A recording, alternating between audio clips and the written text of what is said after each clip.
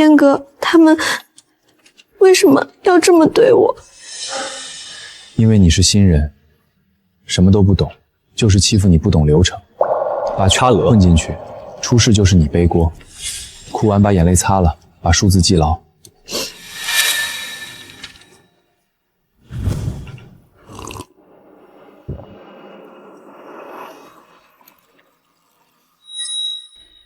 苏瑞，苏月的堂妹，1年前进入公司，靠着苏月的信任步步高升，背地里四处拉拢人，把手伸向了公司好几个核心部门。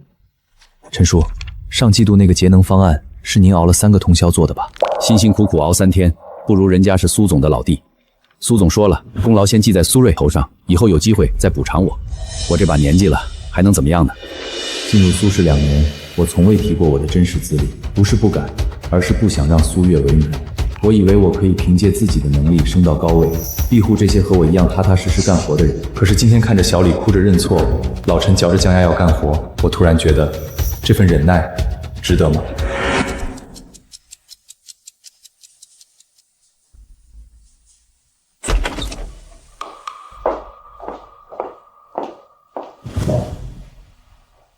回来的这么早啊？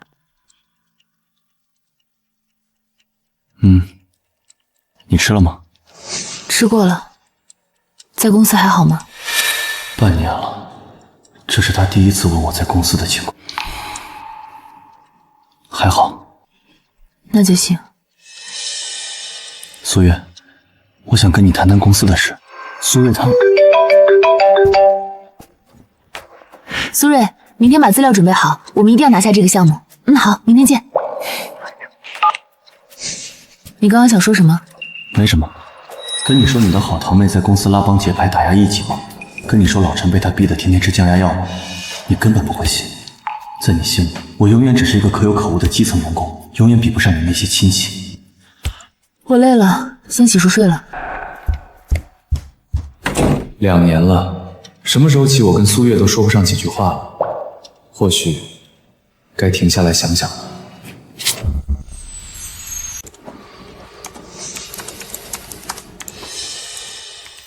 沈烨，你都连续熬了4个通宵了，脸色不太好，去休息会儿吧。没事儿，等这份报告提交上去，我就能睡个好觉。这次我们帮公司省了120万，应该能给大家争取点奖金。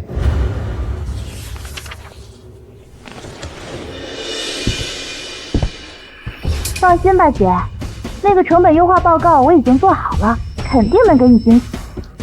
晚上一起吃饭庆祝。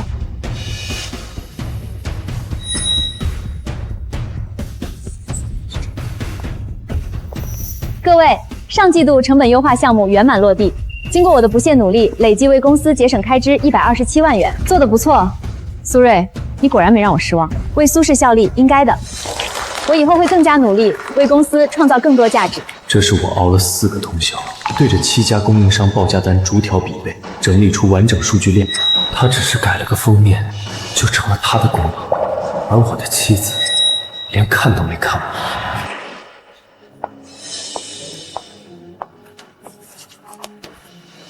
燕哥，这太过分了！那套供应商比价模型明明是你做的，苏瑞就改了个封面，他凭什么？小李，小声点儿，别惹麻烦。凭什么？实干的不如会钻营的，还不明白吗？怎么，在背后议论领导？你们有意见？老陈，你在公司干了15年，功劳很大是吧？一个刚过试用期的新人也敢叫嚣？公司不养只会抱怨、不懂感恩的白眼狼。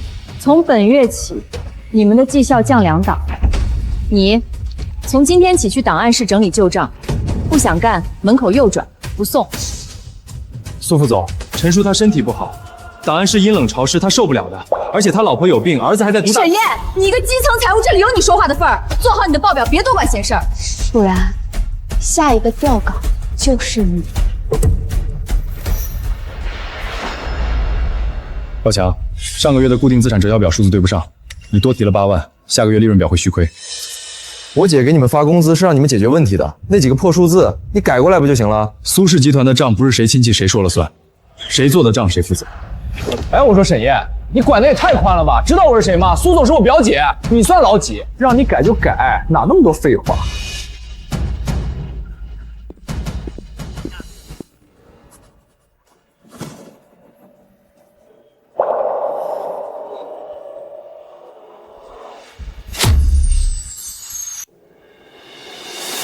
城北那个小项目亏了12万，谁负责的财务监管？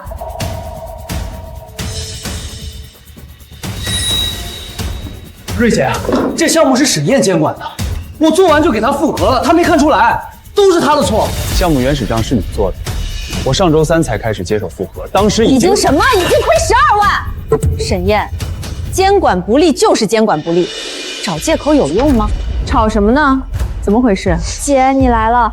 城北项目财务数据出错，沈烨复核没把关，导致亏损12万。我已经让业务部紧急补救了，但沈烨，你入职多久了？这种低级错误也犯？我当时把你招进来是让你干活的，不是让你给我惹麻烦的。苏总，那笔错账的原始凭证够了，我不想听你解释，谁做的不重要，重要的是你是财务，你就有责任，连这点都做不好，我要你有什么用？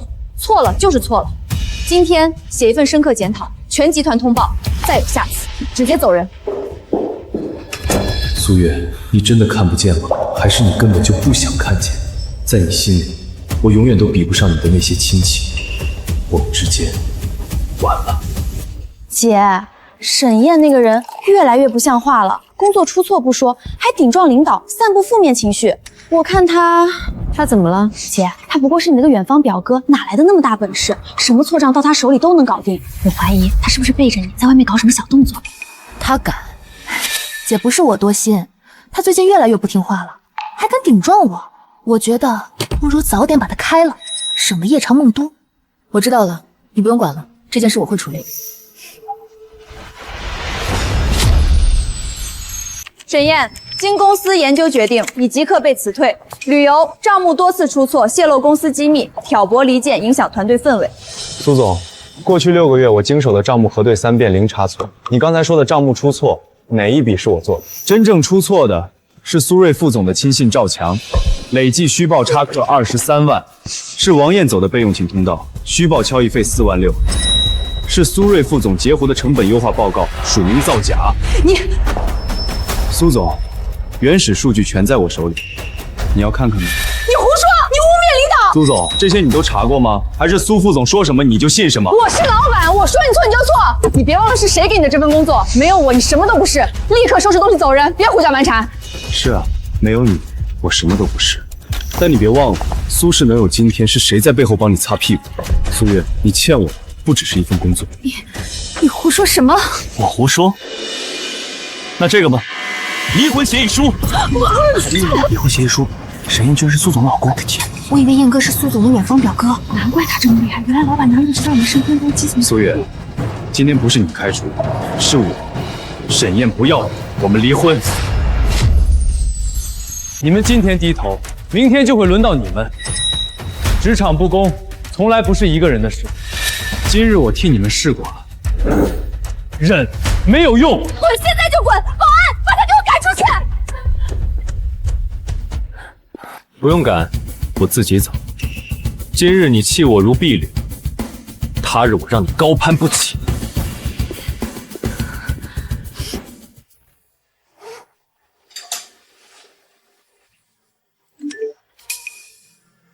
燕哥，他们今天把我叫进办公室，说我工作态度不端正，这月绩效奖金全扣。可我明明什么都没做错。王艳还说我跟你走得近是不良风气。我干了15年，15年的账一笔错都没有。我不该那么看他，我说我他妈不需要这份工作。不只是我，从来不只是我。安总。沈先生，我是知和科技 CEO 安和。5年前你在行业峰会上做的风控模型演讲，我听过。知和的财务体系一团糟，内耗严重。我需要一把刀，切开这团乱麻。首席财务官的位置给你留着。明天上午10点，知和大厦18楼，我等你。好的，明天见。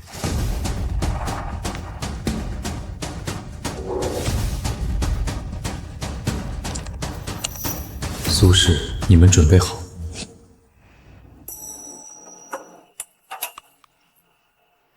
沈先生，我是知和科技的安和，你比照片上更利落。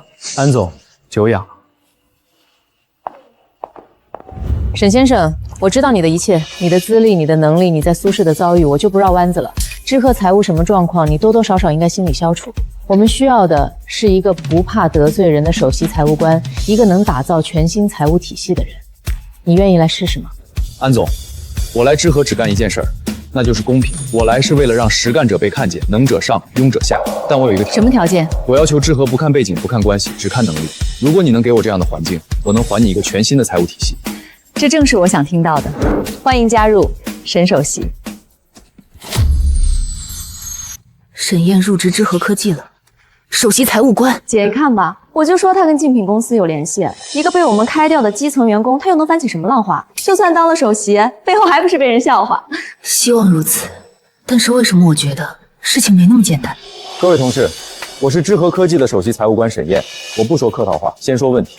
过去2周，我审计了知和的财务体系，发现了3个核心问题：流程冗余、权责不清、人浮之事。第一，审批流程7道是关卡，其中5道是重复签字。第二，去年虚报报销金额累计47万，涉及2个人，至今未处理。第三，风控模型形同虚设，上个月1笔200万的预付款，对方公司注册资金只有10万。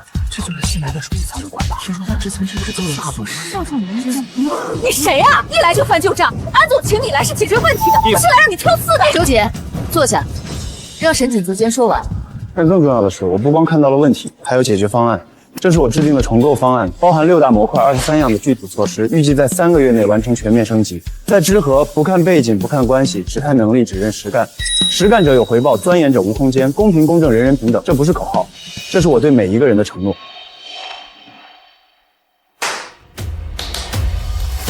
沈首席，我们支持你。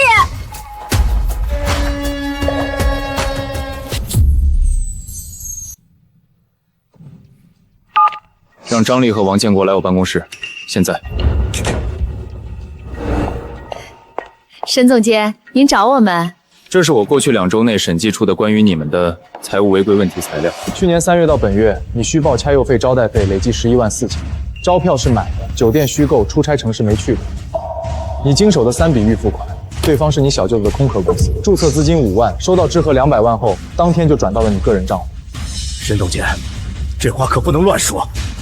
我在知和干了8年，8年贪了47万，这是审计部刚调出的银行流水，需要我现在放投影，让全部门一起欣赏。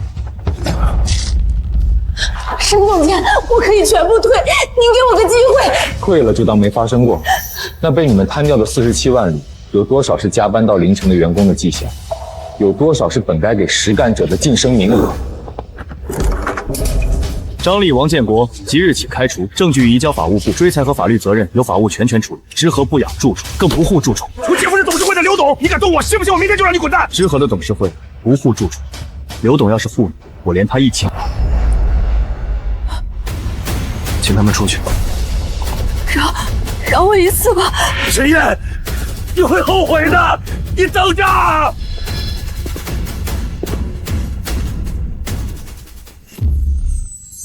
第一天开除2个老员工，董事会已经有人打电话了，刘董的秘书打了3个电话。安总，您后悔请我了？不，我在想苏月到底怎么想的，居然把你这种人才往外推，他瞎了。对，有些人就是瞎。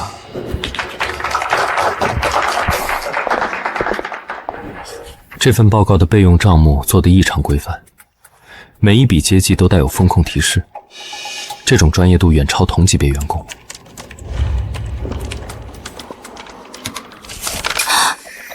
这女孩在没人要求的情况下，自己做了一套备用账。林晓，这份报告是你做的？是的，沈首席。有问题吗？我第一次做这么复杂的报告，可能有很多不足。没有不足，做得很好。特别是你的备用账目，每一笔都带有风控提示，这种专业习惯很少见。谁教你的？没人教我。我觉得财务工作最重要的就是别出错，所以每次做完都会多想几步。如果这笔账被人动了手脚，怎么发现？如果数据有问题，怎么追溯？这个姑娘和当年的我一样，只是当年的我没有人帮我。下个月启动成本核算项目，涉及6个子公司，12条项目线，我需要一个负责人。林晓，沈总监， 3天时间做出第1版框架，有问题直接找我，不用经过任何人。董监，林晓才入职3个月，这种大项目他拿得下吗？他拿不下，你拿得下。去年你经手的成本核算误差率8%，被审计部打回来3次。沈总监，我不会让您失望的。框架做好了，我还额外做了风险对冲方案和备用测算模型。数据精准，逻辑清晰，连我没想到的漏洞都补上。你熬了3个通宵，我怕做不好。通知全部门5分钟后会议室集合。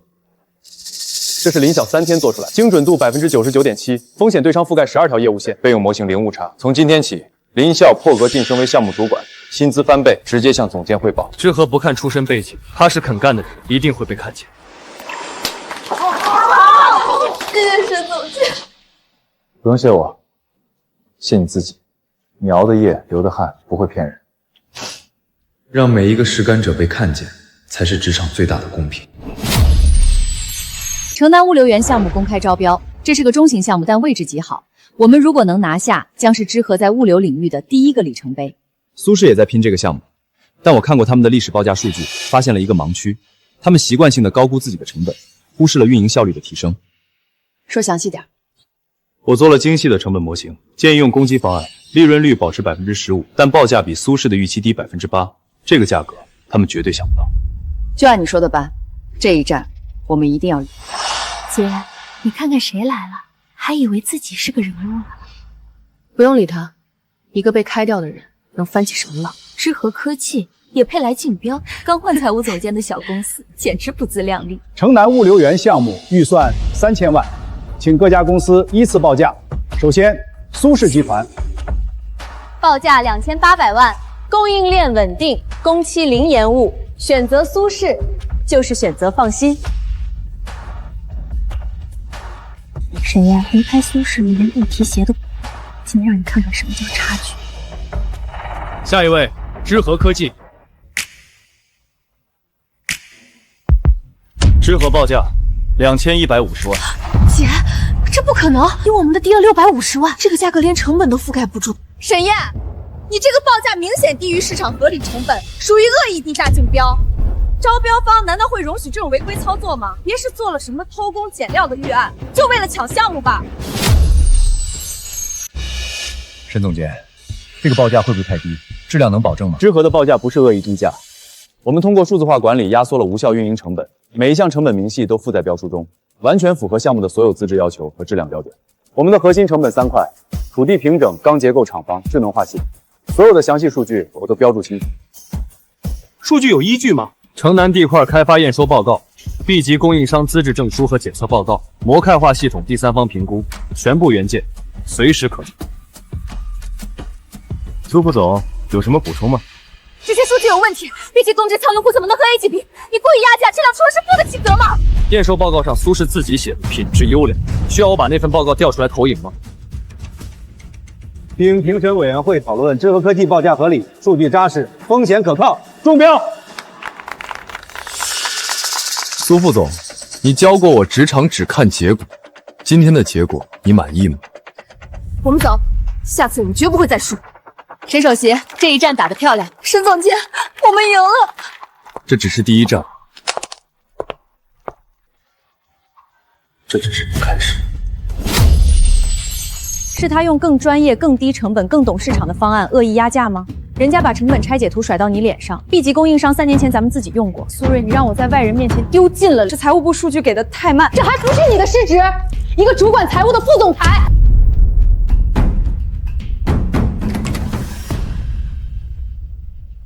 为什么恒远项目款？怎么回事？苏总，恒远暂停支付尾款，说是咱们项目财务风险过高。怎么会财务风险过高？都签了合同的。新城家园项目原料款今天到期，账上资金不够。苏总，3家供应商同时催款，说再不结清就断供，停工违约金800万元。他们敢？我们苏氏集团可是本市行业龙头，他们不想混了吗？你们财务部就是这么做财务风险控制的，这是谁负责？风控模型已经3个月没更新了，这是沈燕负责。她走后，没人会做这个模型。那是沈燕做的，肯定是他给我们挖坑了。你是说恒远项目出现风险，责任是在一个离职半年的基层员工身上？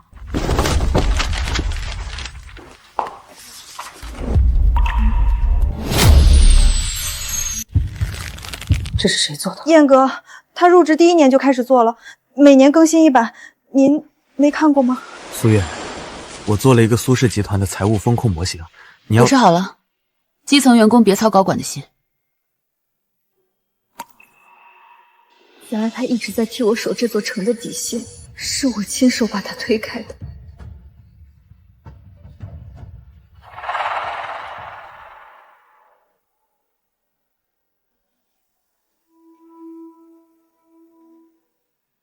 所有危机，他早就预警过。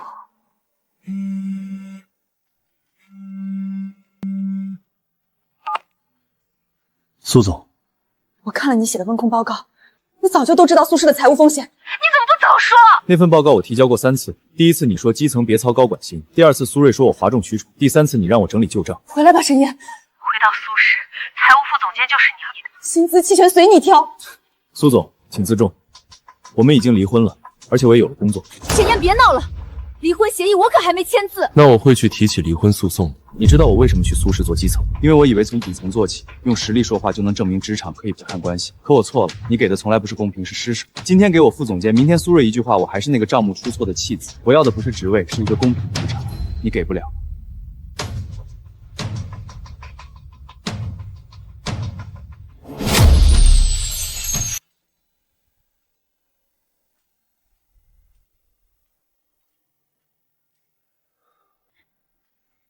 苏月，你不是知道你错了，而是知道我的重要性了。我要的是让实干者被看见，让钻营者无立足之地。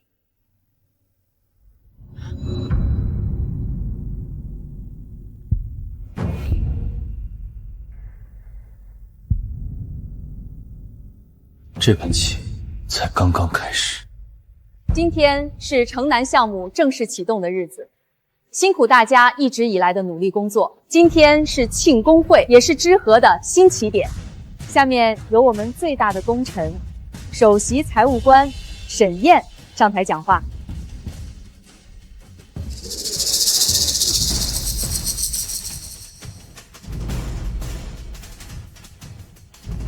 各位，昨日的成功已经过去，而明天的辉煌还需要我们去开拓。今天我颁布2份文件。制度不是贴在墙上的纸，是悬在头顶的剑，也是护在身前的盾。从今天开始，知和科技只看一件事：实干。第一，晋升与薪资调整全程公开数据，公示业绩，无暗箱，无争议。毛头小子，来知和几天就敢立规矩？第二，倡导公平公正的职场环境，禁止拉帮结派，大搞元老特权，一切实干者为先。从今天起，匿名举报通道24小时开放，保护吹哨人，严惩打击报复。还有华劳制度红线，对一切财务虚报、回扣、裙带利益零容忍。看我干什么？我没有。任何人不得以元老亲信身份凌驾于制度之上，制度面前没有特权。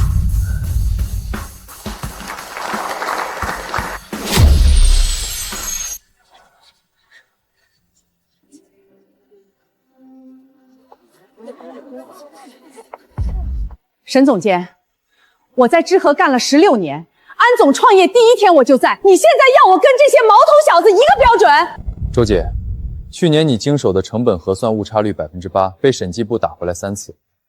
按照人事考核标准，3次不达标已到达调岗或劝离标准。还有，今年你负责 Q1 的供应商审批，其中2家是你侄子介绍的，报价比市场价高12%。制度第5条明确规定，内部关联交易需主动申报，隐瞒者视为违规。周姐，你申报过吗？制度不是针对你，是针对所有不把规则放在眼里的。今天我不处理你，但从本月起，你的绩效按新人标准重新考核，3个月不达标调岗。制度不是考核的标准，而是公平的尺度。它存在的意义是让每一份努力都被看见、被尊重、被公正对待，这才是我来到知和的意义。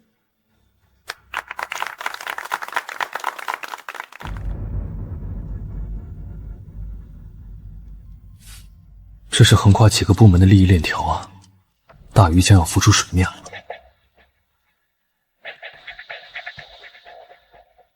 通知审计部暗中调查，固定证据。之后让法务部准备接收材料，等我下一步收网的消息。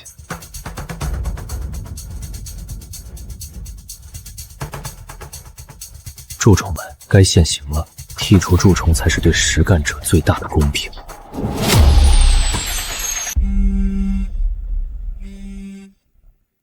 燕哥，苏瑞今天把我叫进办公室，说我工作出现重大失误，让我立刻走人。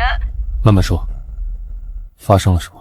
我不就是滑了一跤，你的风控报告被苏总看到了，他们故意针对我，把我辞退了，没有补偿金。我刚付了房租，卡里只剩300块，我该怎么办呀？沈燕，我在苏氏干了15年，今天被通知被辞退，说是公司人员优化，我能力不足，业绩不达标，我老婆还在医院，儿子的学费还没交。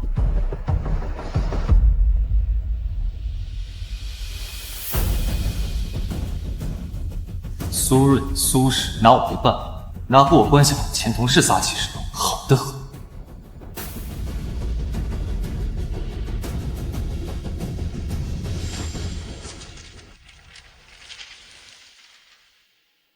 还没下班。你看看这个，苏氏已经烂到根了。我要帮他们，但不是情绪化复仇，是用规则维权。好，燕哥，老陈被辞退了，15年老员工，没有解约金，没有补偿，保安直接把他东西扔了出来。辞退理由是能力不足，可我经手的账，15年一笔错都没有。昨天张姐就是干了8年的资深会计，被无故降薪3成，让她去仓库盘点，她当场就晕过去了。他们现在变本加厉，随意调岗，强迫背锅，无偿加班，已经有2个人抑郁离职了。燕哥，我们怎么办？事到如今，也只好反击，拿起法律的武器，拿回属于自己的权益。第一步，收集证据，所有邮件、聊天记录、工资条、加班时长、上班打卡记录，全部截图扫描存云端。第二步，匿名存档，不要用自己的设备，用公共云盘加密上传。证据分成3份，存在不同的地方。第三步，先进行离职谈判试探反应，进行录音保留，然后再分批曝光，逐步加码，引爆舆论热度。第4步，法律斗点，联系想要维权的职员，走集体申诉，索要赔偿。我给你们对接知和的法务团队，免费的。沈燕，你为什么帮我们？公道总得有人去争，我是为了所有不敢发声的职场人撑腰。记住，不要情绪化，不要私下找他们对峙，用规则维权才是最有力的。我不是为了报仇修月，是为所有不敢发声的职场人撑腰，也是为曾经的自己。沈首席，这2周我们审计部门收到大量的匿名邮件，已经掌握大量3部门违规人员的证据。其中，采购部副总监孙明虚报3家供应商报价，差价进个人账户，累计63万；行政部经理李婷虚构8场行业活动，经费41万，去向不明；市场部主管赵磊周受品牌方回扣，帮其围标拿下全年推广项目，涉及5人，含1名中高层副总裁郑建华，他是知和创业原子，跟了安总12年。收网的时候到了。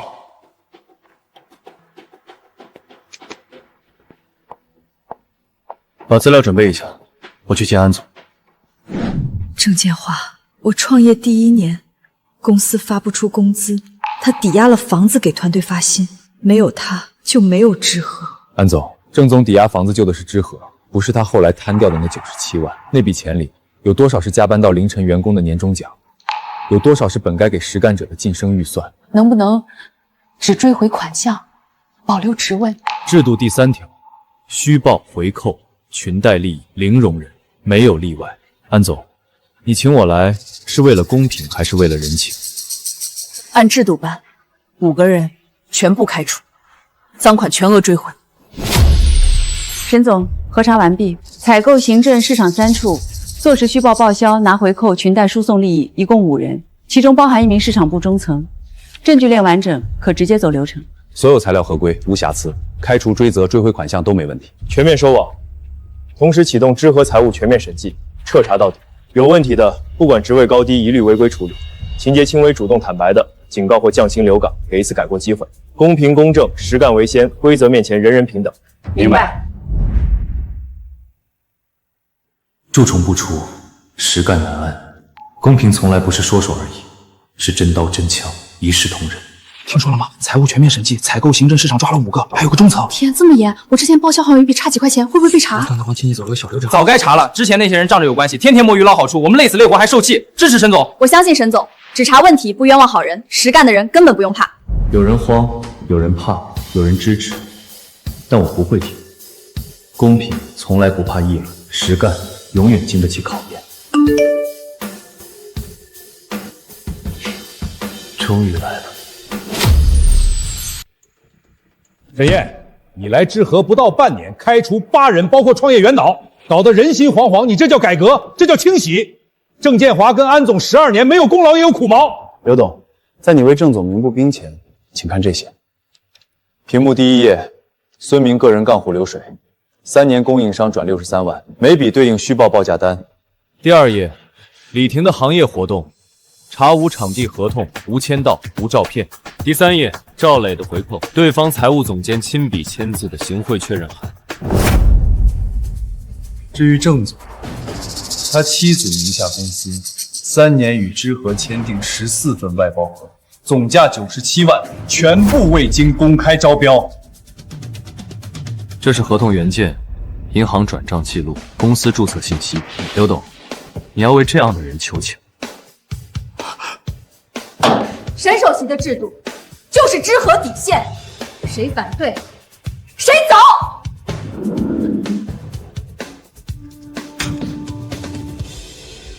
职场容不下蛀虫，规则面前人人平等，这才是对实干者最大的尊重。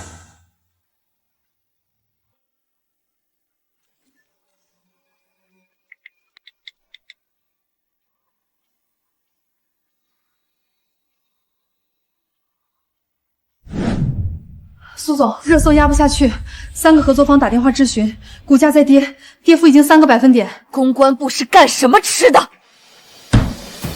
姐，一定是沈燕在背后搞鬼，她故意的，想整垮苏氏。他整垮苏氏，他放的是假证据吗？赵强的错账是假的，王艳的虚报是假的，截胡人家报告是假的。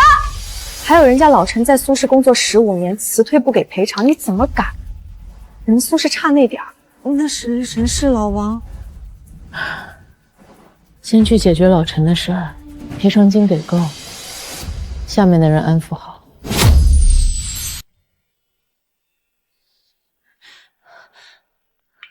沈燕，你是要毁了苏氏吗？苏总，我们给过机会，老陈、小李去苏氏协商过，可结果呢？难道这不是事实吗？不是我要毁苏氏，是你们亲手制造的不公，早已民怨沸腾。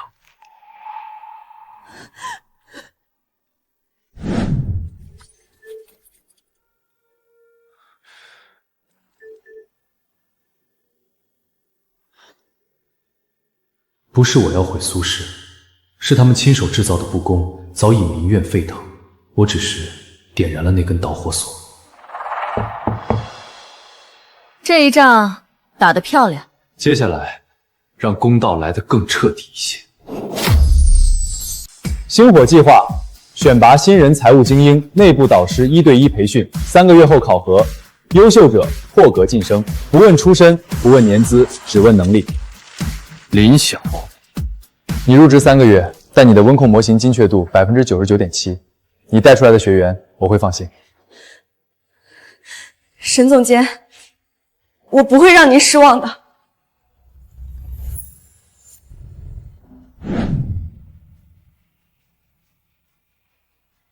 报表放哪儿？我待会儿签。知和那边今天启动星火计划，新人都能当导师。咱们这边呢，赵强这种人混日子，苏副总还护着，人比人气死人。备用账目不是多余工作，是安全网。如果主系统出错，这套账能帮你追溯到每一笔原始凭证。知和科技季度考核结果公示：财务部林晓，成本项目超额完成，节省公司开支200万元，职位晋升1级，薪资翻倍。另有2位实干新人同步晋升，2位老员工因绩效不达标，降薪调岗，限期整改。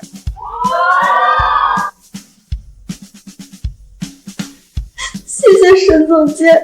谢你自己，你熬的夜，流的汗，不会骗人。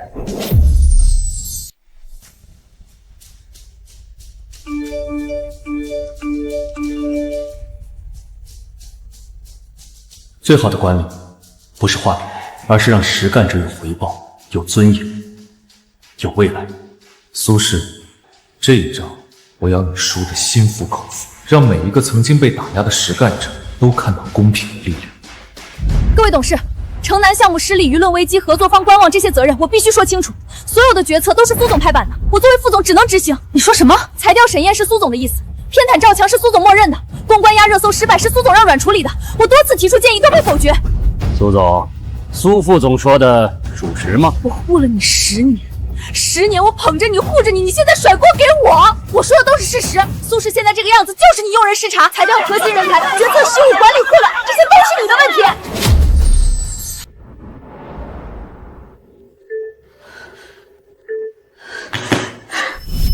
今日你裁掉实干者，他日必因不公付出代价。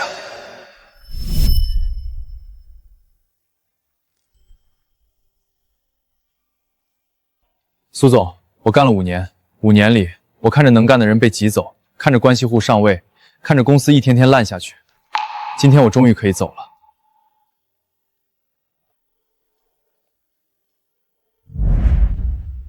沈燕，回来吧，我错了，苏轼需要你，我也需要你。苏月，你现在需要我了，你不是知道错了，而是发现我的重要性了吗？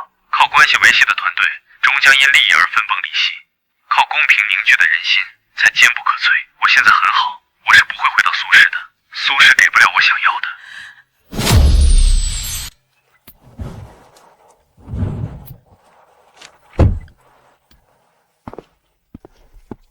沈燕，仲裁成功了，苏轼赔了我15万解约金，还有拖钱的半年绩效，这是你们应得的，不是施舍，是公道。燕哥，要不是你教我们收集证据、找律师，我们根本不敢告苏轼。怕是正常的，但怕不代表要忍。以后记住，证据是你的刀，法律是你的盾。接下来有什么打算？来知和帮我吧，我知道你们的能力。谢谢沈燕哥。安总，最近苏氏集团有很多人离职，其中包括很多核心骨干、风控经理、审计主管、法务专员，他们分别在苏8年、10年、6年，专业能力强，职业操守过硬。辞职原因不认同苏氏管理理念。确定不是苏月派来的？我确定，周明是我一手带出来的，风控模型行业顶尖。刘静审计过上百个项目，零招错。张涛是劳动法商法双流专家，还有老陈和小李，这次苏氏舆论主要人员。这几个人都是因为受不了苏氏职场环境，加上这次舆论影响，所以才离职。你想要他们？他们都是人才。行，你说了算。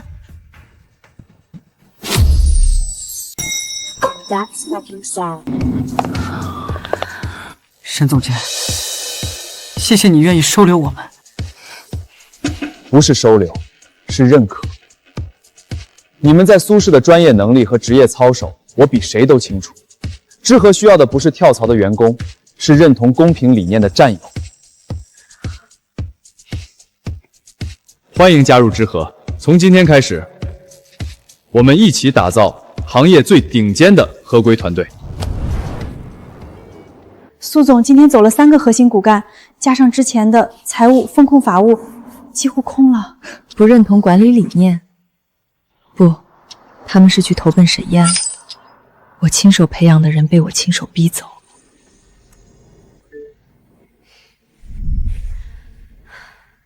姐妹，你甩锅给我的时候，想过姐妹吗？人才从不是靠打压留住，而是靠公平、尊重、价值感吸引。苏月，你输的不只是项目，你输的是人心。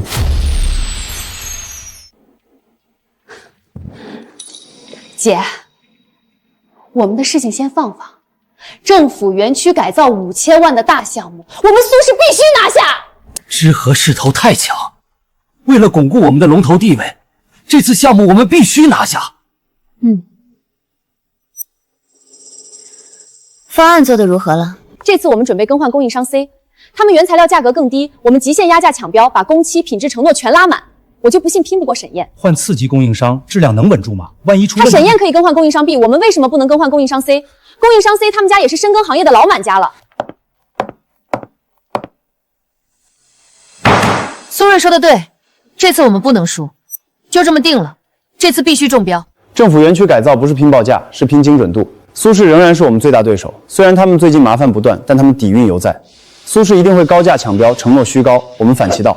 精准成本模型、高效方案、合规风控、透明报价，让评委看到专业。核心成本4块：土地平整、基础设施、智能化系统、环保改造。苏氏按市场价全部等报价，我们做差异化。城南地块去年完成1级开发，土地平整压缩40%，基础设施用 B 级供应商替代 A 级，品质达标差价1800万。智能化系统模块化拆分，自主集成，成本降低42%。经过风控核算，财务暂无风险。经过成本审计，成本核算无错漏。环保改造，我们引入知和自主研发的节能技术，比行业标准低耗30%，这是苏氏没有的王牌。就按这个方案，知和输不起。不是输不起的问题，是要让全行业看到，实力从不是靠嘴硬、靠关系，而是专业靠公平、靠手干。政府园区改造项目预算5000万。首先，苏氏集团。苏氏报价3800万，我们苏氏深耕行业10年，顶级品质，习速工期，全程无忧，龙头实力，值得信赖。我们苏氏这次选择供应商 C 作为我们的原料供应商，品质无忧，性价比高。施工方案为3800万，你们知和拿什么跟我比？下一位，知和科技。知和报价3200万。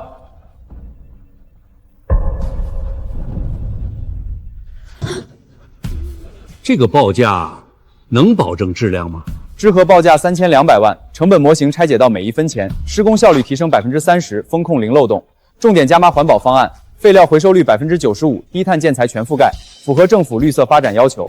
评委，别被迷惑，苏氏是行业龙头，品质绝对可靠，知和报价过低，质量肯定缩水。苏副总，我们知和成本可算，风险可控，绝对没有金纵量问题。倒是贵市更换承接市政小项目时，曾因偷工减料被通报整改，有官方记录可查。我想，所谓龙头品质，不该建立在风险隐患上。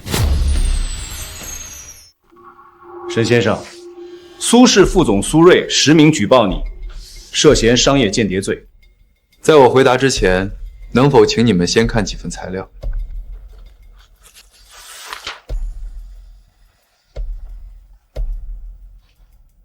第一，这是我与苏氏的离职保密协议解除书，签字人苏月。第二，这是苏瑞亲笔签字的城南项目数据审批单，上面写着同意对城南项目数据进行修改。第三，里面是苏氏过去3年的财务违规记录，我正式举报苏氏存在系统性财务违规。沈先生，您的证据意识令人印象深刻。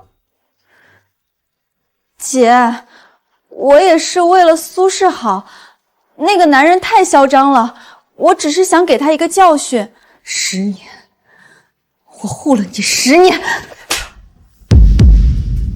姐，你为了那个人打我？蠢货，苏氏将要面对审查了。从今天起，你不再是苏氏副总，收拾东西，滚！保安，把他带出去。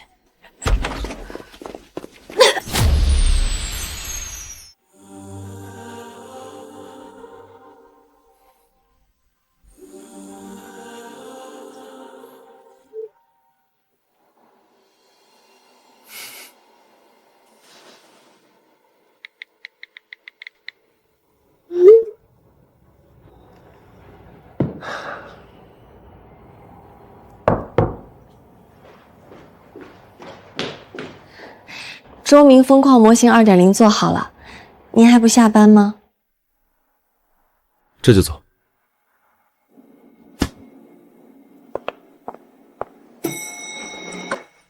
网上说您是职场之光，您怎么看？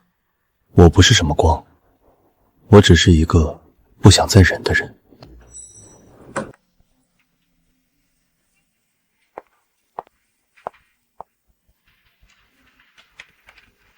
沈总监好。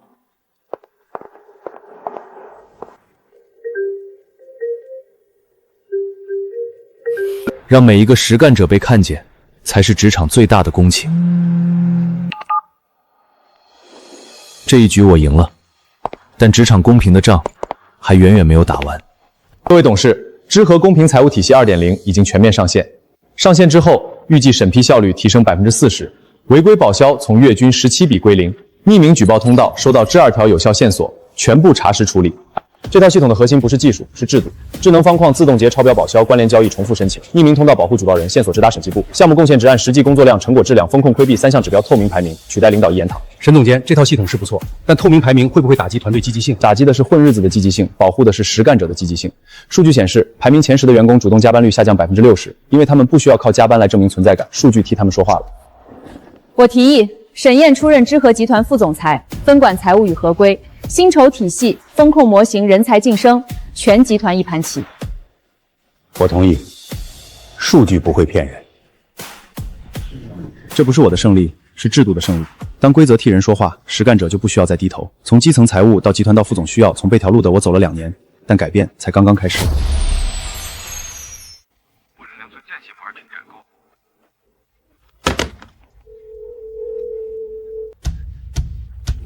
苏总，恒远集团刚才正式通知终止合作，他们说我们的财务报告缺乏可信度，这是本月丢的第2个大客户了。怎么会？我们跟恒远合作了5年。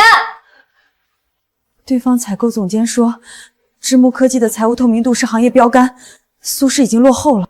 怕什么？丢2个客户而已，又不是天塌了。你上个月那笔8万娱乐报销，审计部查了吗？那是招待客户。客户名单呢？发票呢？审批链呢？通知下去，本月基层奖金削减30%，用来填补客户流失的空缺。削减奖金？我们天天加班到深夜，凭什么？不想干就滚！他曾经就在这里，用最笨的方法一笔一笔守住底线，而我亲手把守住底线的人赶走。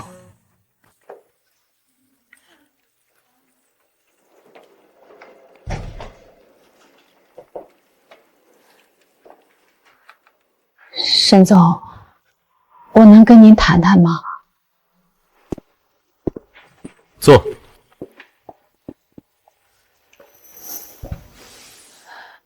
沈总，这是我写的调岗申请，我想从基层财务做起，从头学起。那天您在会议室翻 PPT， 我在下面骂您毛头小子。现在我看了3个月，明白了，您不是针对我，是针对那个混日子的我。我干了16年，其中12年是靠关系、靠资历混过来的。我侄儿介绍的那2家供应商报价比市场价高12%，我自己都知道有问题，就是不想管。沈总，我不是来求情的，我是来认错的。这16年，我占了位置，拿了薪水，却没给公司创造匹配的价值。您给我个机会，我从头学，从零干。周姐，制度不是惩罚人的，是给愿意改变的人一条生路。调岗申请我批了，但有3条：第一，新岗位考核标准和老员工一样没有照顾；第二，3个月不达标自动离职；第三，把你那2家供应商的事儿写成书面报告交审计部。我答应，我都答应。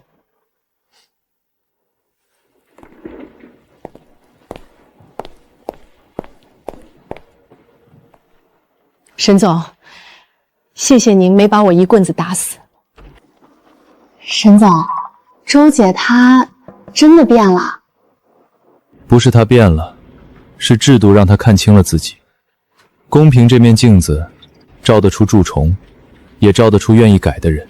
最好的管理不是开除所有人，是让愿意改的人有机会重新站起来，这才是公平的真正意义，不是报复，是改变。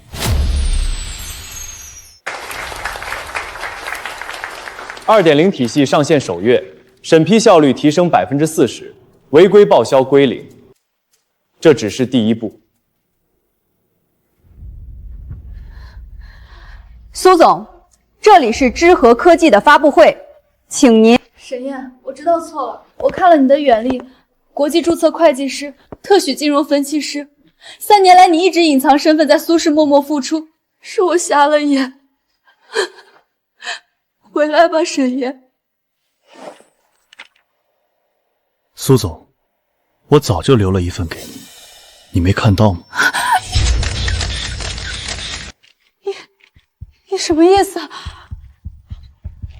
没有签字呢。意思是，您先裁了我，是您亲手把我推出去的。现在说回来，晚了。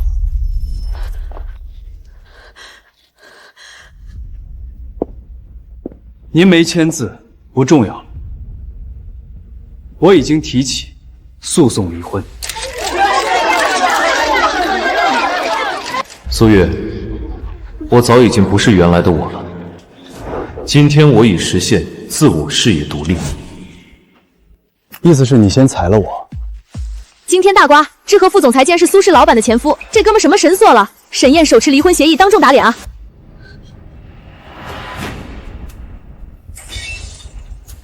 公关部，给我把这热搜压下去！苏总，压不住，讨论量已经破5000万了。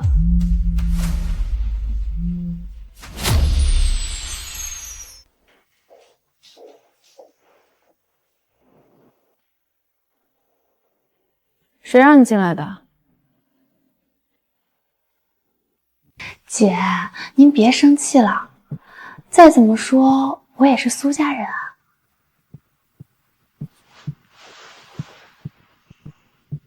要我说，那男人就是故意让你难堪。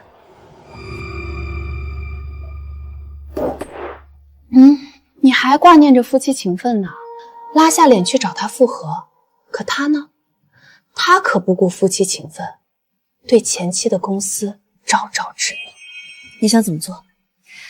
网上不是流行一句话吗？谁先出手谁有理。我们找水军，反咬他一口，说他不顾夫妻情分，对前妻公司极限打压，暗示他婚内出轨，刚一离职就进入竞品公司。好，做得干净点。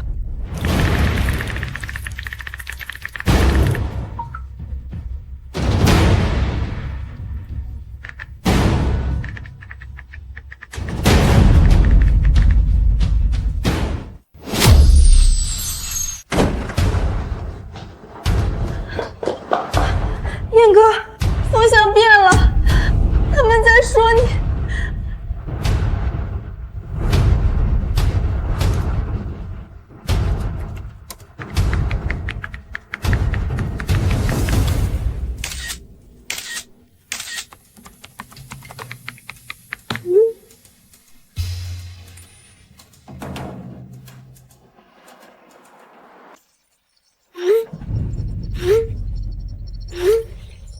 现在不是我们在澄清，是时间在说话。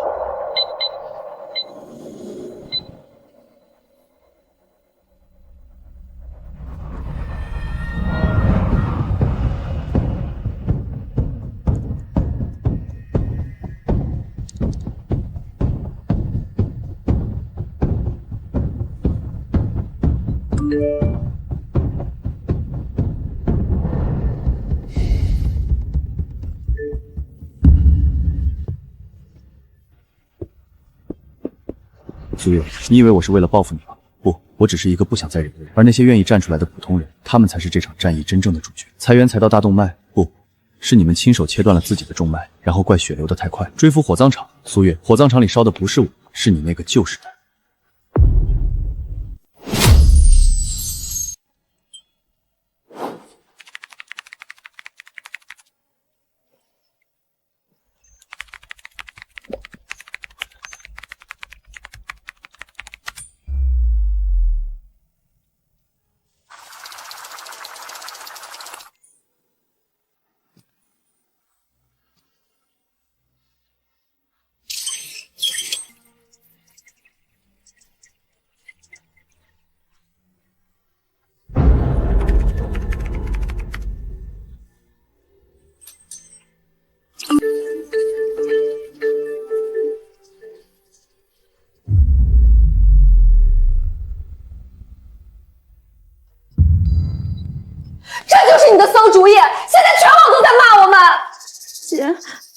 我也没想到他连时间线都留着。他连每一笔账的原始证据都留着，他是个财务，你跟他玩证据！滚！从现在就滚！我不想再见到你。保安，把他带出去！姐，你又要赶我走！是你害了苏轼，也是你害了我。沈烟，是我亲手把刀递给你，现在你用它铺开了苏轼所有的脓疮。苏总，这份2022年第4季度增值税报告表，申报收入与银行流水差字1300万，请解释。这是财务部门的操作，我不太清楚。你是法定代表人，每一张报表都要你签字，不清楚？苏总，这些为什么不在正式账册？苏瑞，你连我都瞒。这3份清单分别是苏轼过去3年疑似偷逃税项、违规用工证据、财务造假痕迹，每条都有原始凭证编号，对应银行流水、时间窗。沈先生，您提供的这些精确的不像知情人士。我在苏轼做了2年基层财务，这2年我每一笔经手的账都留了底，不是为今天。但既然今天来了，这些证据就该派上用场。这条备用金通道虚报差路费4万6，经手人王艳，苏月的表姐。对，审批人是苏瑞，苏月的堂妹。苏轼的核心岗位基本都是亲戚。3天，按这个清单查，3天不结果，我随时配合。那些被迫无偿加班、被克扣绩效的员工，证据在第3份清单里，请一并查实。苏月，你曾经问我账目出错哪一笔是我做的，现在我告诉你，没有一笔是我做的，但每一笔是谁做的，我比你清楚。苏总，不是我不想帮你，是总行冻结了苏轼所有授信，税务局在查你，全网在看着你，谁碰你谁烫手。王敏，帮我约一下刘董。苏总，刘董说身体不太好，您保重。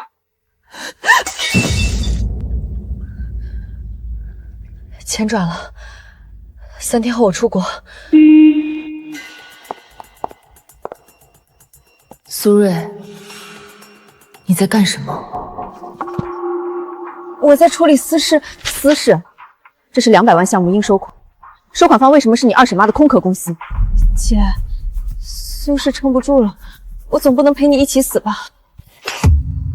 我护了你10年，你截胡沈燕的报告，欺压公司员工，出馊主意找水军，现在你偷我的钱也跑！苏轼哪有今天靠谁？是我帮你拉拢的关系。沈燕在幕后一笔笔手账，那些关系早就把苏轼掏空了。他早就不要你，他拿着离婚协议当众打你的脸，配合税务局查你的账，他恨不得你死。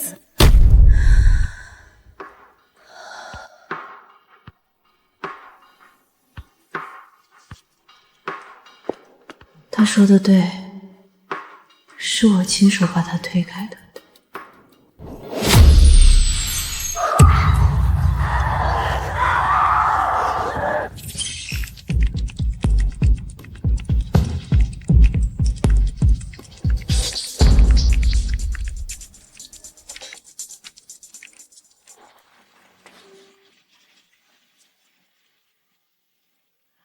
燕哥，苏轼好像真的要完了。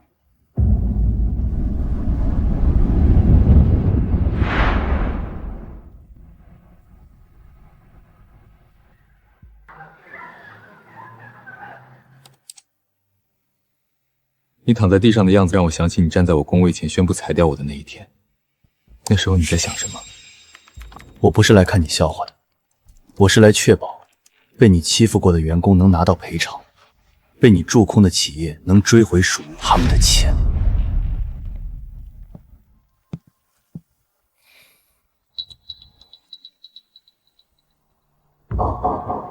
收到，我一一通知他们。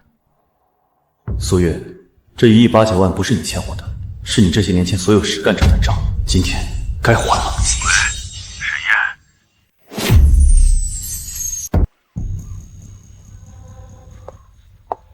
苏总，阴阳账册您亲自签批过吗？我只管战略，财务是苏瑞。沈燕，你真恶毒！你毁了我苏家3代基业，我做鬼也不放过你！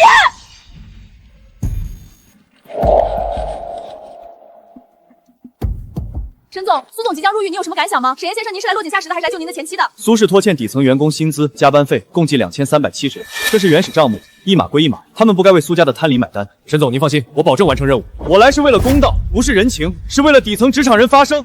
告诉所有人，知和科技的法务部将开启职场反霸凌法律援助热线，从今天起，我们将专门援助被欺压的职场人发声。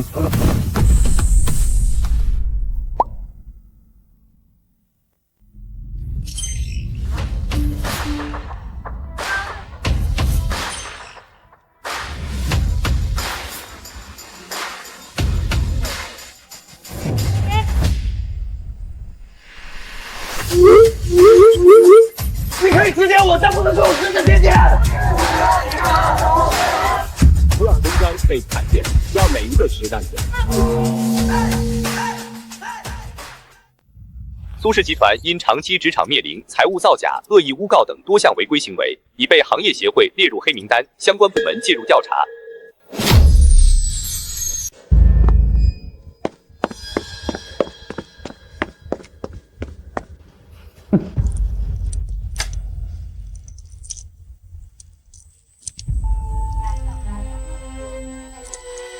被誉为音乐森林、哲学高点。那男的，新闻里那个，人家现在是光是爷，你算个什么？阴阳账册的替死鬼！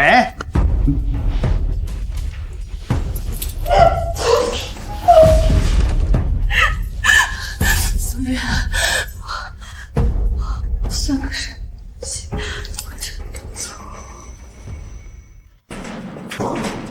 苏总，税务局最后交罚金的期限是今晚0点，1亿8000万罚款加滞纳金，交不上苏氏就进入破产清算政策。这3处资产会被法院低价拍卖。知和的报价是眼下唯一能24小时内到账的现金。又扯，他沈岩，他这是要我苏家的命！对方谈判代表说不接受任何计价，而且每拖延10分钟100万，这是总。让他来见我！3处核心资产。董事会刚全票通过，但沈燕，你没必要亲自进去面对他。这支笔陪我在苏氏合过1273笔账，零差错。今天，他该签最后一份苏氏的协议了。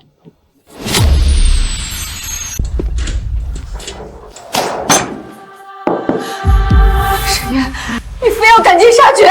但我查过，幼儿园地块，你们拖欠施工方工程款3004万，隐性债务2笔，产权瑕疵1处，实际净资产8600万。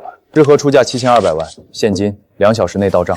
智能仓储系统专利剩余有效期3年，年维护费递增15%，市面替代方案已降价40%，出价4800万，一次性买断不留尾款。城北商业综合体产权70%已抵押给银行，剩余净值仅1900万，出价1500万，替你结清全部贷款尾款，解套剩余产权。这才就是苏氏的根！你这是趁火打劫，是落井下石！小声点，遵守监规。苏氏的根早就被苏瑞、王艳、赵强那帮猪油啃空了。我算过，1亿3分账面上的钱。刚好够你交取罚款职工的赔偿，结清供应商尾款。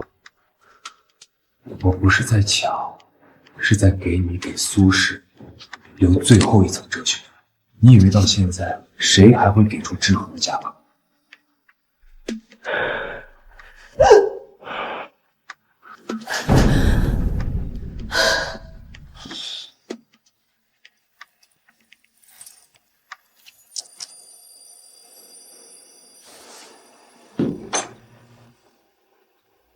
这支笔是我在你苏氏财务室当基层员工用的破笔，那一笔一笔账目就是用它合出来的。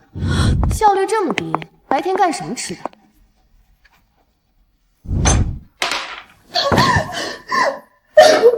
苏总，当年你踩我的时候手可稳得很，今天怎么连笔都拿不住了？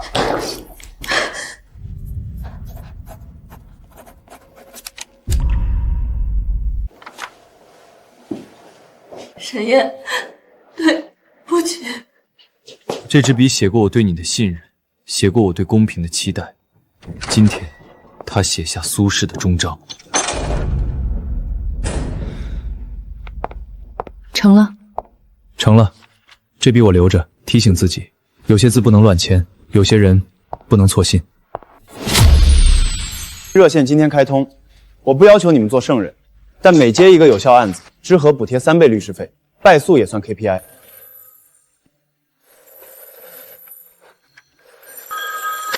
沈总，我是应届生，领导说我抑郁症是矫情，逼我签自愿离职。我电脑里还有他 PUA 我的录音。把考勤记录、微信威胁截图、医院诊断书、录音原件分4个文件夹发到这个加密邮箱，记住不要签任何字，不要收任何慰问金。我去陪酒被开除 ，HR 说我不识抬举，要在全行业封杀我。连续加班3个月，系统里却显示我天天早退，公司反咬我违反考勤。沈总，才1周，上千个电话了。这不是上千个电话，是上千个被碾碎的尊严。再去招聘20个有心理专业背景的接线专员，先让他们用电话进行心理疏导。或许该去帮助更多弱势职场人。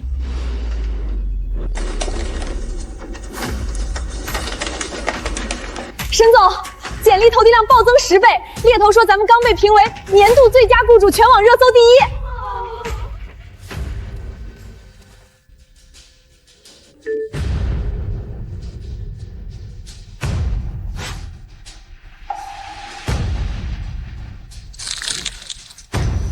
看来是时候离开了。帮我准备一下最近的工作报告。沈副总裁，你知不知道这1个月热线烧掉了公司830万，补贴律师费3倍 KPI， 20个心理学接线员，你拿知和的钱给全社会当慈善家。未能当饭吃，董事会要的是利润，不是圣母光环。我提议，即刻裁撤热线，沈燕调离核心管理岗。我反对。沈燕的制度让知和从普通科技公司变成行业人才磁系，你们现在卸磨杀驴。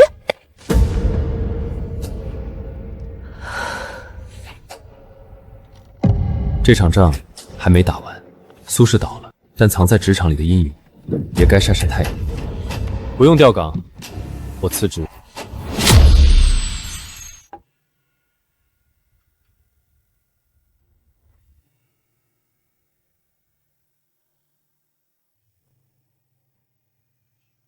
沈燕，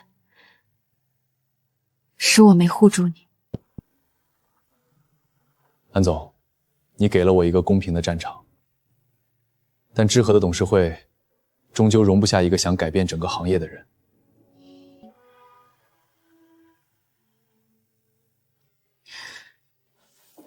占股10%，去成立你自己的名图，不是知和的附庸，是你自己的光。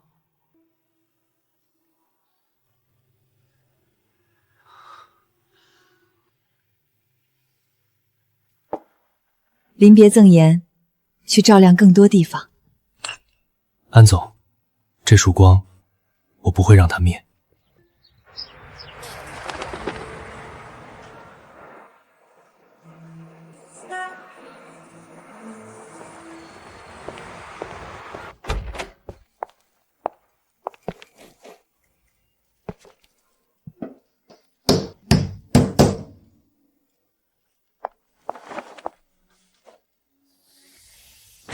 沈燕，这盆是从你苏氏那盆分出来的汁，它在废墟上活了。是啊，废墟上也能活。我们不仅要做中小企业合规财务体系搭建，更要为弱势职场者发声撑腰。这里没有董事会，没有裙带关系，只有规则与公平。我们要做的是让每一个被欺压的职场人都有一盏灯。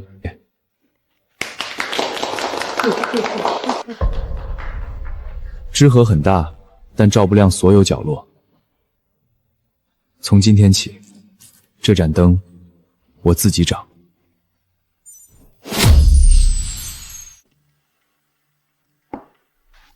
签了吧，敢仲裁，我一句话让你在电商圈混不下去。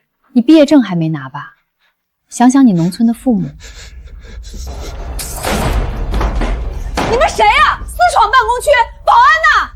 刚才的话再重复一遍，这段录音加上你威胁的微信记录、篡改的考勤后台截图，够上今晚头条。记者朋友，给这位总监一个特写。观众朋友们，这就是某大厂 HR 的职场霸凌现场，敢仲裁就让你混不下去。误会，这是沟通方式问题，年轻人太脆弱。不是误，是系统性犯罪，给你2小时公开道歉，赔偿小林12个月工资，恢复其校招录用资格。毕业季，像小林这样的农村孩子、普通学生，有多少正在签合同被威胁、被白嫖劳动力？名图不能只等他们上门，启动应届生职场护航计划，免费进高校，免费发手册，免费教他们识别合同陷阱、试用期套路、职场霸凌。我联系高校就业办。我做短视频科普，我建立了一份大厂常见裁员话语反制指南。3年前，我也是一个被裁掉的基层财务，也有人站在我面前说你不干，有的是人干。今天我教你们3招：第一，合同里看到自愿离职4个字，不要签，除非钱到位。试用期不是法规，不转正违法。第三，被人威胁让你在行业混不下去时，打开手机录音，舆论会教他做人，法律是你最大的底气。沈老师，我实习领导昨天也对我说，你不干，有的是人干。我不知道该怎么办。让他说去吧，你只管让自己不可替代，把每一份工作做到极致，把每一项技能练到顶尖。同时记住，他不让你干，你就干到让他离不开你；他非要你走，你就带着赔偿和尊严昂首离开。这是流动法赋予你们的权利。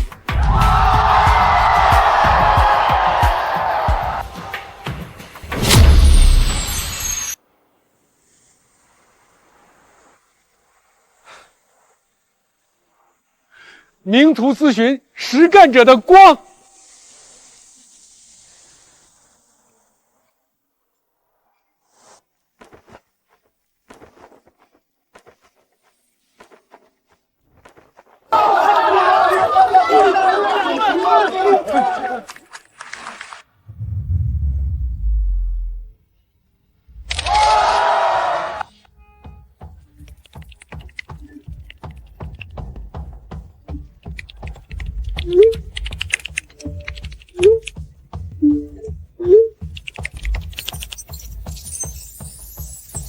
如果你看到合同里有验收标准以甲方最终解释权为准，不要签，这是把你放在砧板上的刀。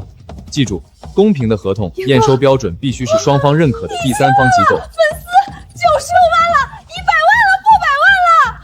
李晓，100万人了，这100万人里有多少个曾经的老陈、小李、周继国？下一期我们教你怎么留证据，让欺负你的人无处遁形。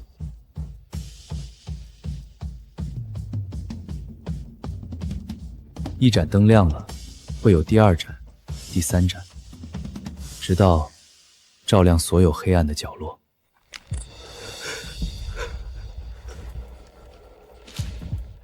自愿离职，没有补偿金，还放弃仲裁权利，这自己签3个月白干。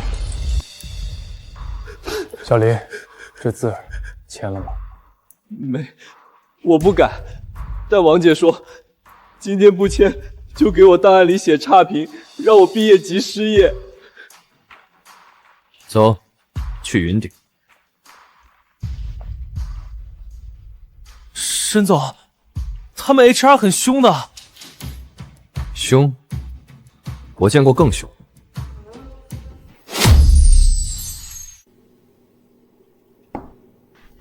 签了吧，敢仲裁，我一句话让你在电商圈混不下去。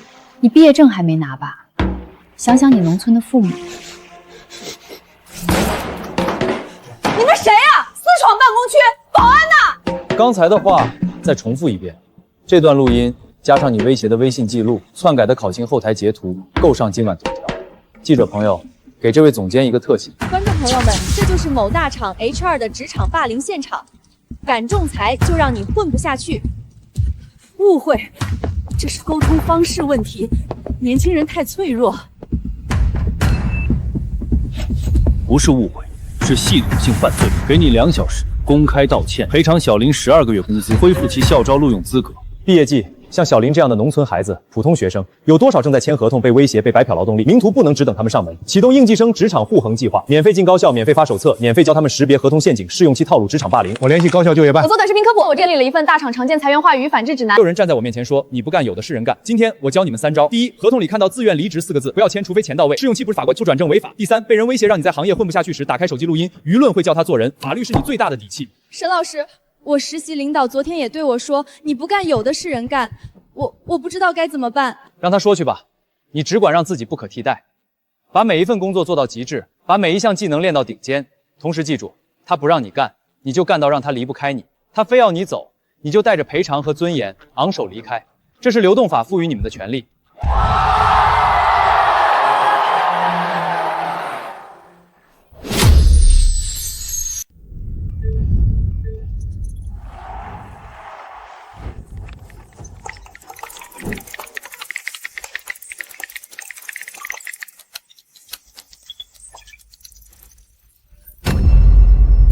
基层员工我记不住名字，能力有限就换人。苏氏不养闲人，你不干，有的是人干。苏月，你当年说有的是人干的时候，有没有想过，今天我会站在这里，告诉所有人，实干者永远不可替代。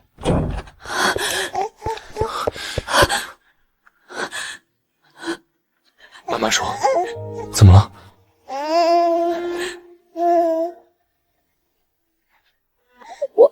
我在宏远科技干了8年，3个月前我怀孕，他们就说我不服从安排就按旷工开除。胡闹！弃女之功，领土法明确规定不得降薪调岗，这通知书上连公章都是候补。坑，他们站错，这单明图接了。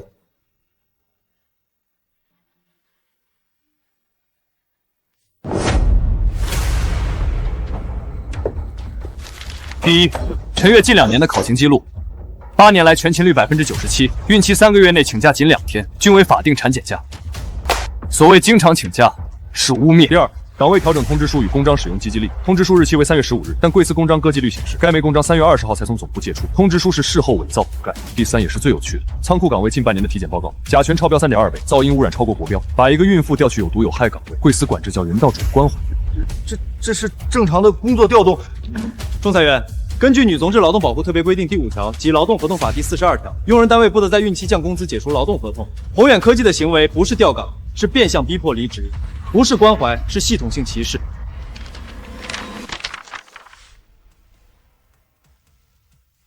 别怕，证据替你说话。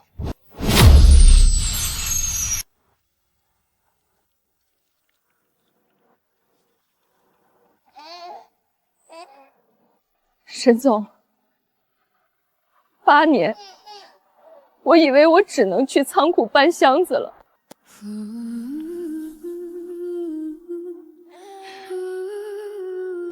你不是在为自己争，你是在为所有不敢更生的职场妈妈争。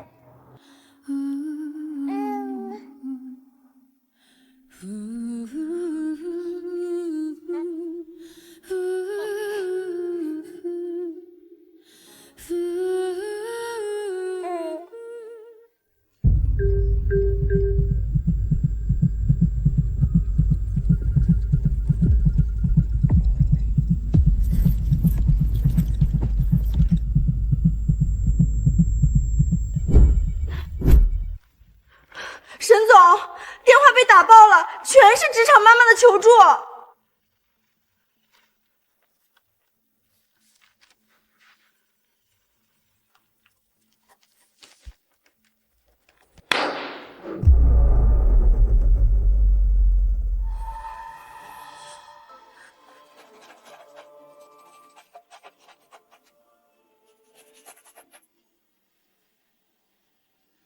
3条铁律：第一，孕期、产期、哺乳期歧视案件，名图免费接，律师由专项基金垫付；第二，开通24小时母婴友好热线，接线员必须有辽速法与问下去回的双背景；第三，每一个来求助的妈妈有手部以后有了母婴室，他们可以保堂堂正正的来讨回公道。宝宝，妈妈以后不用再怕了。不用再怕了。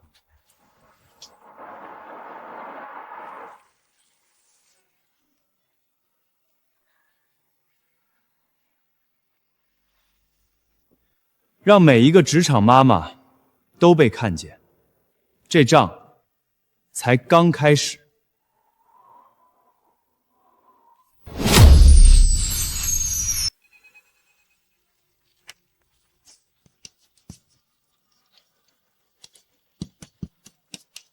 沈总，电话被打爆了，全是孕期被降薪、产假被克扣、回归被边缘化的求助。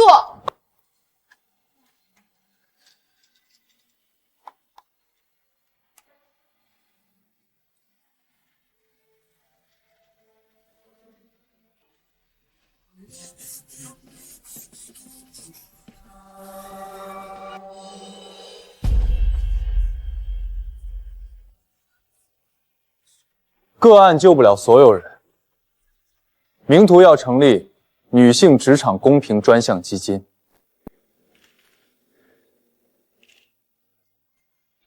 当一半人口在职场中被低估，整个社会都在吹钱。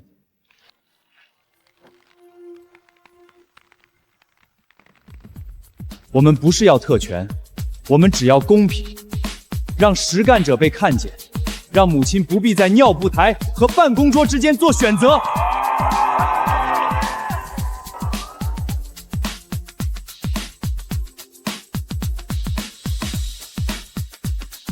苏月，你当年说基层员工我记不住名字，今天这半边天的轮子，我一个个记住了。首批20人，全部10年以上财务资历，被大厂以结构优化名义淘汰。其中有5位是 CPA 持证，3位做过上市公司审计。他们不是废品，是放错了地方的资源。中小企业缺的不是年轻，是合规。这些老财务见过风浪，知道坑在哪。老陈，你主导，把他们送进初创企业做顾问。最典型的案例，老郑，41岁，前互联网大厂财务经理，10年工龄，上月因35岁门槛被优化，房贷断供边缘，女儿明年高考。来，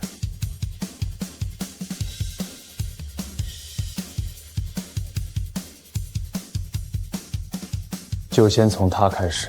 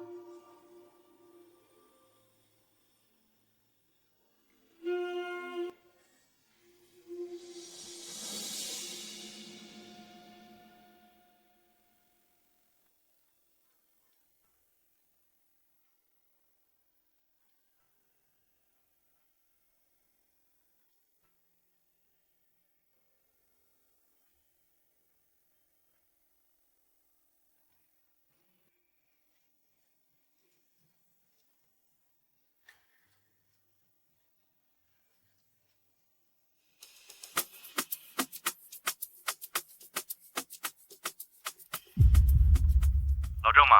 我是名图咨询的老陈，我们有个银发实干者再就业计划，缺一个懂内控、懂税务、懂融资的财务顾问。你10年大厂经验，我们要。我已经41了，投了100份简历，连面试。年龄不是门槛儿，经验才是冲刑征。明天上午9点，3家初创企业在名图等你，准备一下。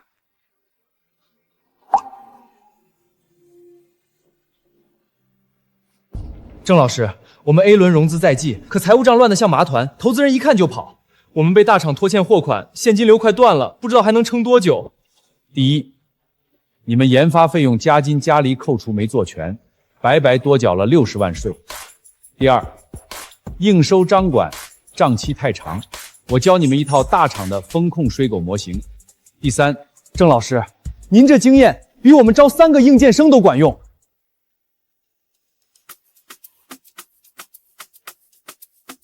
不是学老了，是有些眼根本不识货。3个月前，这20位顾问被大厂当成过期商品清出购物车。今天，他们服务的37家初创企业，合规成本平均下降40%，融资冲过率提升25%。老郑41岁，现在同时担任3家初创企业的财务顾问，月收入反超他在大厂时的3倍。他靠的不是加班，是10年沉淀下来的风控嗅觉。职场不该有保质期，只该有增值期。经验不是折旧，是复利。名图要做的就是让每一根白发都成为照亮后来者的灯，让实干者被看到，让努力者有回报，这才是职场该有的状态。今天我告诉你，真正的能力从不会因为年龄而褪色，真正的人才只会在时间里升值。今天的预约号已经排到下周3了，可以先扫码填电子表单，我们会按顺序联系。我就是看了那个职场妈妈的案子来的，名图真敢跟大厂硬刚。听说他们收费只有大咨询公司的30%，但全是实打实做方案。各位，名图不接急单，不接虚单，我们卖的不是 PPT， 是公平。愿意等的留下，等不及的，欢迎不耽误。沈总，我们等。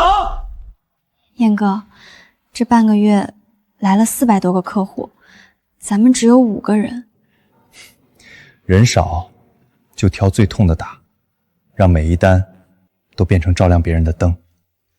一个破写字楼里钻出来的小作坊，靠炒作劳资纠师打低价面，3个月抢了我们30单。再这么下去，咨询行业还讲不讲规矩？我查过了，他们收费不到咱们1/3敢写服务无效退款，这不是低价竞争是什么？这是破坏行业生态。看看这汉三能做什么合规体系？不过是煽动情绪、叫嚣仲裁，把企业客户都吓跑了。明天8家公司联合发声明，点名名图咨询违背行业自律精神，建议企业客户审慎选择。我们发起高质量发展论坛，邀请名图，让他们来当陪衬。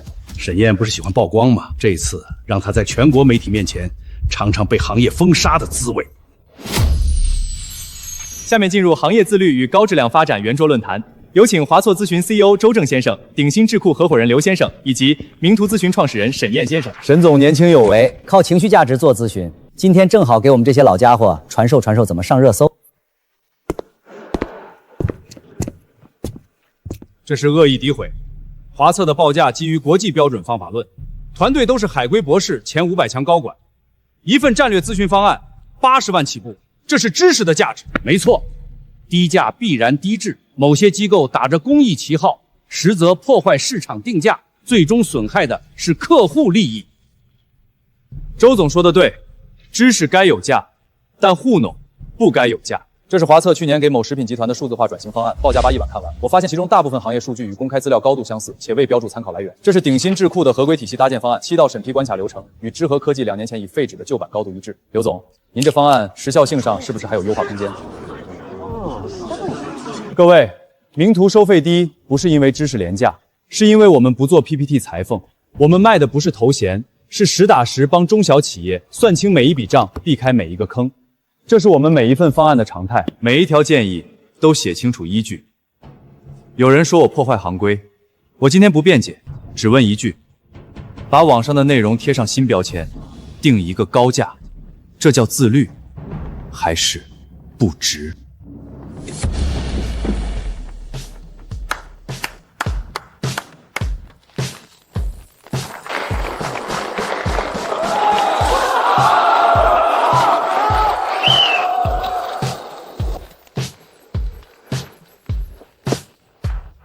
名图不自律，因为自律是给自己设的底线，不是给对手戴的枷锁。我们只守一条规矩：客户花的每一分钱都得听见响。我男人叫周强，32岁，在云腾科技做后端开发。凌晨2倒在道一送院，没抢救过来。公司拿这个给我，说他是自愿奋斗者，不算工伤。用自愿2个字给995裹上糖衣，这单明宇接了。系统显示周强当天18点30分早退打卡，但门禁显示他23点40分才离开，2小时空白，他们想怎么圆？过去半年，41天的系统考勤被批量篡改。我还查到了更关键的，云腾让员工签了2份合同，一份标准工时送收税务局备案，一份弹性协议内部，这叫阴阳合同。燕哥，云腾的律师还被刑保全刑放院，要禁止我们接触商业秘密。公关部把周强说成身体素质差，家庭有遗传病史。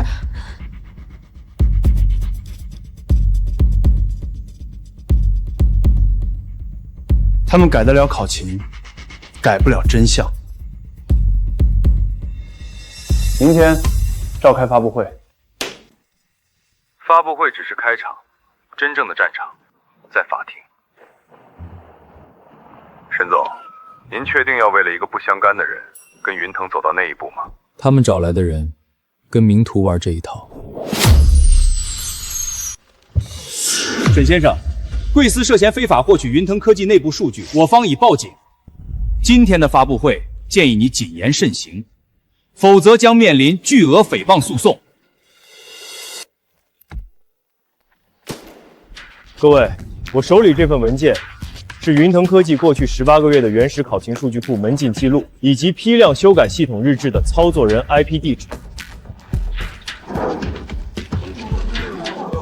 如果这份文件消失，就是有人心慌。如果名图今天出了意外，请所有媒体替我把它公之于众。云腾用自愿奋斗者协议把员工绑在工位上，用篡改考勤逃避工伤苦。周强不是猝死第一，但我要让他成为最后一个。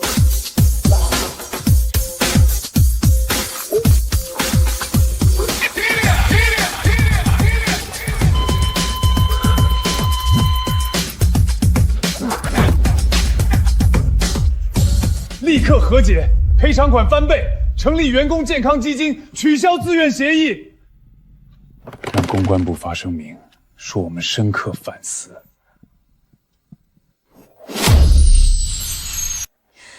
沈燕，我男人能闭眼了。这不是施舍。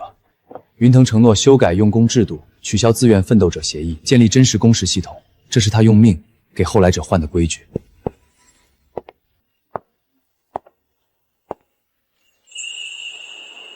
在这职场，总要有人替不敢说话的人把桌子掀了。名图就是那张掀桌子的手。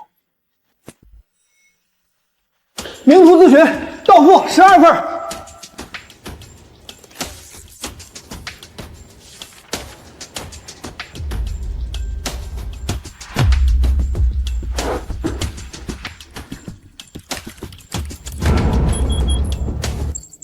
燕哥，华翠、鼎新还有之前那8家自律联盟的公司，全在转发一篇文章，说咱们教唆员工闹事破坏营商环境，已经有6家合作企业打电话来要解约。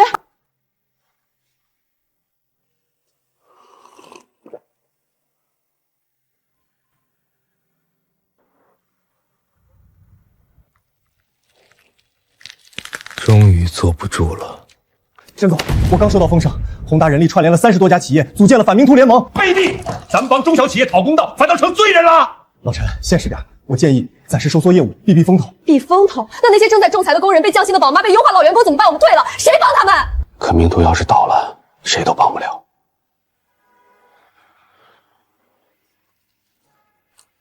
扎深根会不会更稳？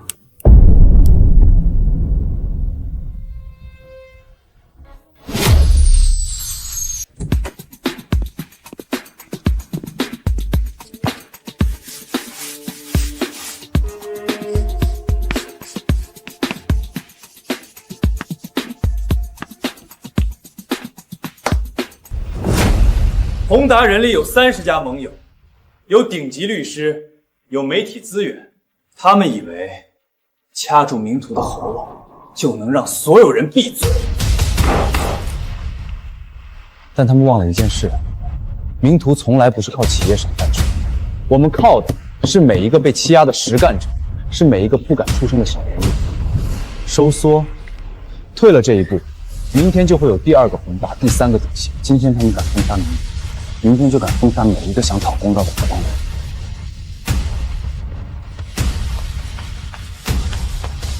既然他们说我们破坏营商环境，那我们就来定义什么是真正的营商环境。名图启动企业合规认证，凡是通过名图认证的企业，在用工合规、薪酬公平、反歧视制度上达标，我们授予名图合规金标，全网公示，终生背书。画手为攻。对，我们要让合规成为企业的金字招牌，让良心企业被看见，让黑心企业被钉在耻辱桩上。从今天起，名图不做被告的辩护人，做规则的制定者。我们要让市场说话，消费者会认金标，投资人会查黑标，人才会用脚投票。申总，我跟着干。苏月，你当年用权力封杀我，以为我会跪？知和地跪。今天我要用规则让所有人站起来。退，名图的字典里没有退，只有进，直到天亮。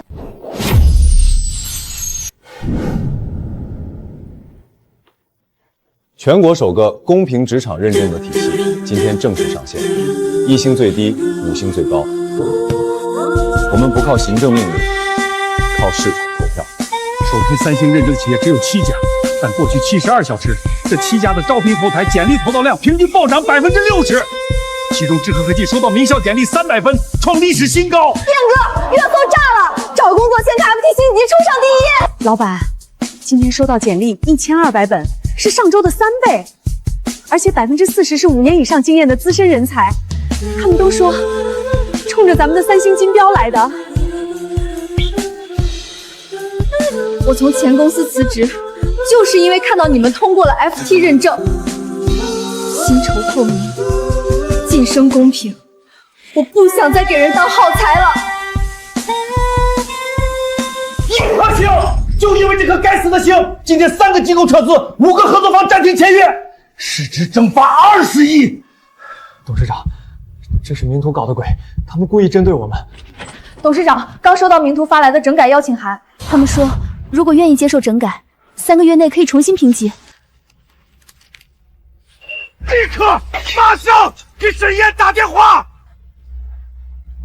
不管花多少钱，一颗心给我刷上去。什么？你说我们的客户全都跑去名图做 FT 剪断了，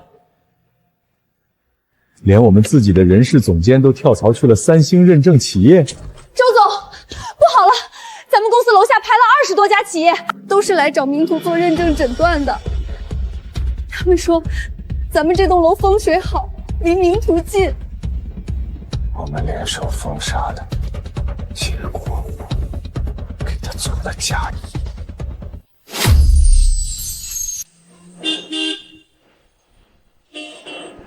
我们2星想冲3星，您看我们的薪酬体系还差哪儿？1星太丢人了，投资人逼着我们整改。我们虽然没上榜，但想从基础做起。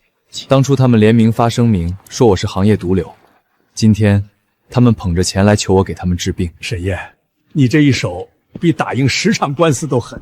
我不需要辩解，真相就是最好的辩词。当公平能让企业招到更好的人，融到更多的钱，赚到更久的利润，公平对员工公平就成了最有利可图的事实。苏月，你当年用权力说我是老板，我说你错你就错。今天市场替我说了话，不是行政命令，不是法律强制，是企业自己发现，对员工公平就是对钱包公平。4星靠考不靠送，让他们先交诊断费，按规矩排队，让公平成为有利可图的事，这盘棋才算真正活了。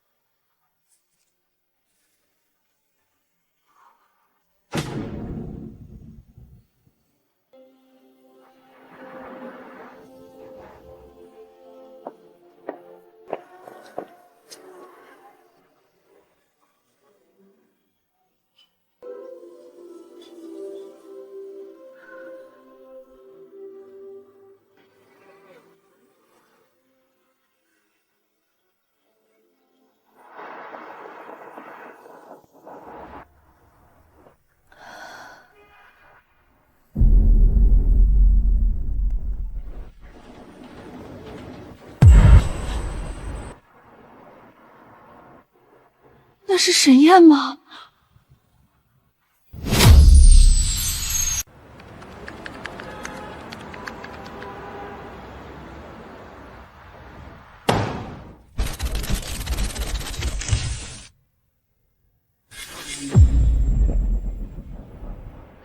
基层员工我记不住名字，能力有限就换人，苏氏不养闲人。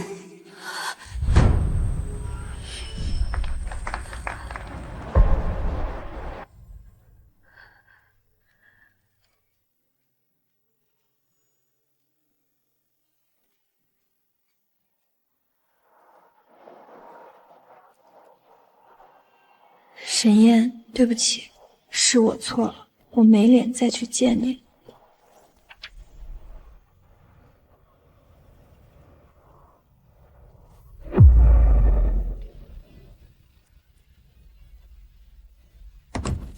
陈总，原苏氏大厦的产权过户手续今天全部完成了，这栋楼彻底是名图的了。